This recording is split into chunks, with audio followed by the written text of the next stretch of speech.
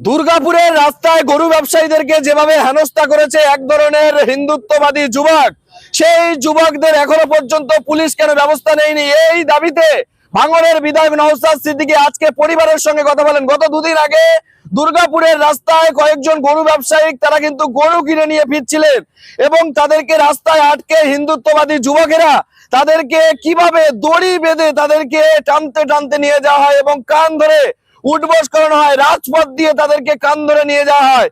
এই ধরনের যুবকরা কাদের মদতে, কাদের ইন্ধনে এই কাজ করছে? তারা একেবারে প্রশ্ন তুলছেন গোটা রাজ্যের, গোটা দেশের মানুষ। এই দুর্গাপুরের রাজপথে গরু ব্যবসায়ীদেরকে যেভাবে হেনস্থা করা হলো, এর প্রতিবাদে ফেটে পড়ছেন এলাকার বাংলার সাধারণ পরিবার। এবং এই দুর্গাপুরের রাজপথে একেবারে যেভাবে গরু ব্যবসায়ীদেরকে এক ধরনের হিন্দুত্ববাদী যুবক তারা যেভাবে আক্রমণ করেছে, এখনো পর্যন্ত একজন কিন্তু পুলিশের থেকে বাইরে রয়েছেন এবং নওশাদ সিদ্দিকী বলছেন যে তিনি কিন্তু শ্মশান কিংবা কবর যেখানেই থাকবে সেখান থেকে পুলিশকে গ্রেফতার করার এক সপ্তাহ নিদান দিলেন। পুলিশের উচিত হবে সে সাধারণ বিজেপি কর্মীর পাশে দাঁড়িয়ে যে আক্রমণ হচ্ছে করলো তার বিরুদ্ধে অ্যাকশন নেওয়া। কিন্তু দুর্ভাগ্য আমাদের, শুভেন্দুবাবু অর্ধসত্য কথা বললেন। তার দলের যুব নেতা এখনো পুলিশ গ্রেফতার করেনি কেন, সে দাবিটা তো তুললেন না।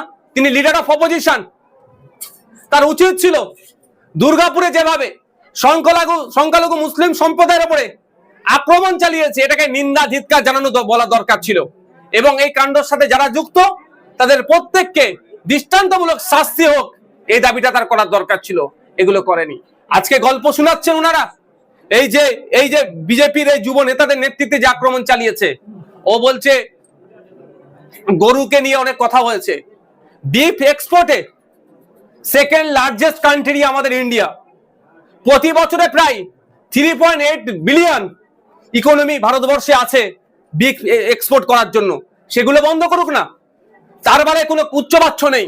গরিব মানুষ কে চাষের জন্য দুটো বলদ নিয়ে আসছিল, তার ধর্মীয় পরিচয় মুখে দাঁড়িয়ে আছে, তারপরে আক্রমণ চালাও। তার ধর্মীয় পরিচয় মুসলমান, আক্রমণ চালাও। বিদ্বেষের রাজনীতির বীজ বপন করো, এখানে হিন্দু মুসলমানের মধ্যে লড়াই হোক, এটা ওই যুব নেতারা বা তাদের দলেরা হয়তো চাইছে। আমরা এই লড়াই চাই না। আমরা চাই ওই বিজেপির যুব নেতা কি গাঙ্গুলির নাম পারিজাত গাঙ্গুলি, ওর বিরুদ্ধে এবং আর ওর সাথে যে টিম ছিল তাদের বিরুদ্ধে অ্যাকশন নিক পুলিশ। আমরা এটাতে ধর্মীয় বিভেদের কোনো মতেই যাব না এবং এটাকে নিয়ে ধর্মীয় ইস্যু তৈরি করতে চাই না।